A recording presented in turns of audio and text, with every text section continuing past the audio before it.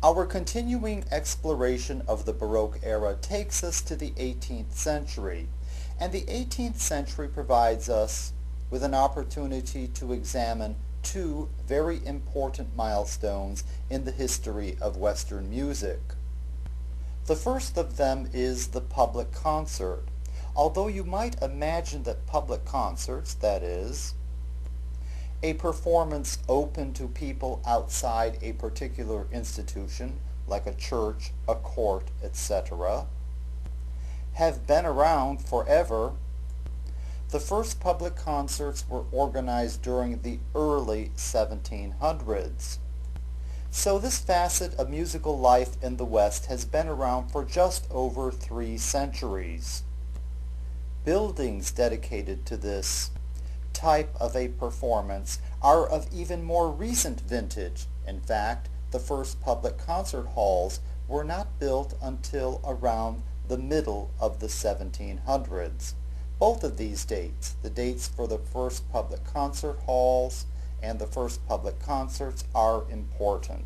Please remember them. The very name of the genre that we are considering, concerto, would seem to be related to the phenomenon of the public concert.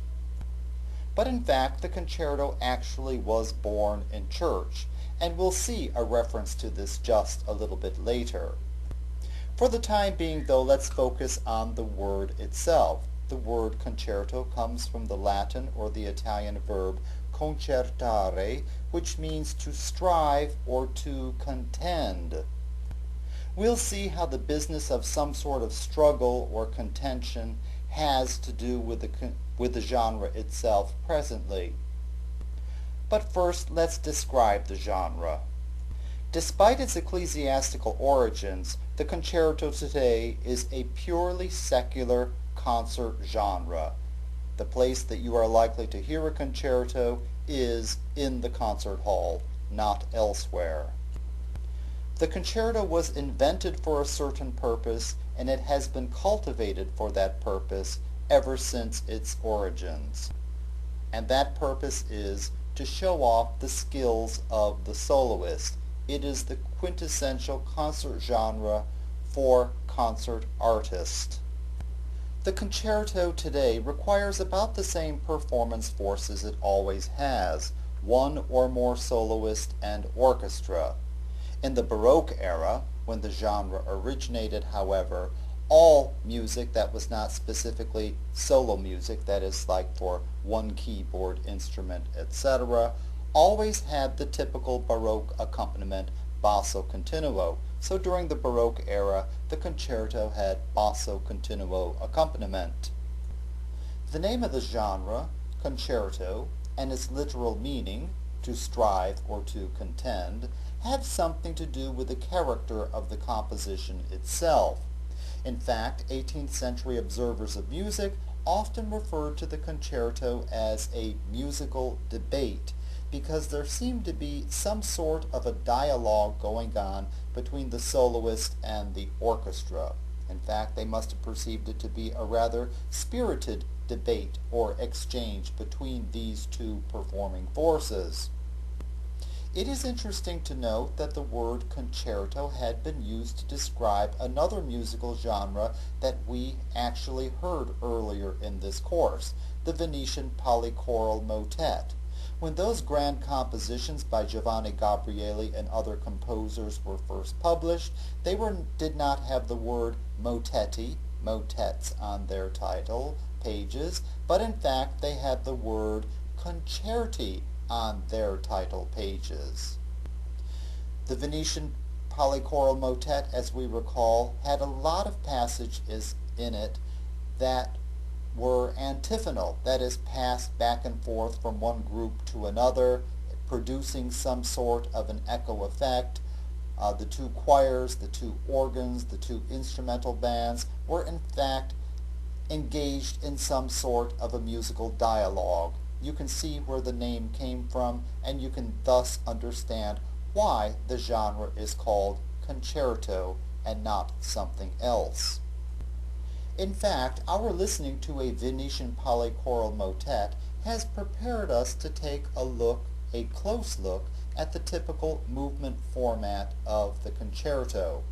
Before I go any farther, let me tell you that a movement is a self-contained part of a work. So far we've been dealing with sections of compositions, and now we're going to focus on movements or separate self-contained parts of a work. For example, in a Mass, the Kyrie is a complete song separate from the rest of the other songs, etc. And this is exactly what I mean in connection with this purely instrumental composition.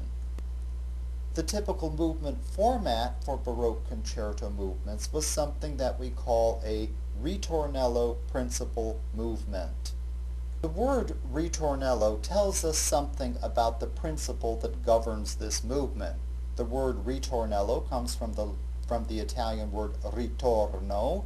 The E-L-L-O on the end of it changes it from being a return to a little return. Basically, a little return in musical terms is an incomplete repetition of something, and we'll see exactly what is being incompletely repeated in this kind of a movement. There are two types of sections in this type of movement, and we're going to name them and describe them. In fact, you're going to find that they are very easy to tell apart from another when you hear them in performance. The first type of section is called a ritornello section, and the word itself refers both to a section of a Baroque concerto movement and to the main musical idea of a Baroque concerto movement. So notice that it does serve these two functions. The other type of section is called a solo section. Now the word solo itself is the Italian word for alone. It literally means alone, but as we shall see in music, this word is often used ironically. There are very few solos in which someone is performing alone, and that certainly is the case with this section of a Baroque ritornello movement format. Let's document what we learn about this format in a table, and you can use that to your advantage later on. You will see a form for this purpose given to you above the podcast screen, and you can copy such a table into your notes if you wish. Let's begin by putting the section names into the table. The first section is always a ritornello section, the second section is always a solo section, and then the rest of the movement continues in this pattern: ritornello, solo, etc. Now let's consider the performing forces used for each of these types of sections.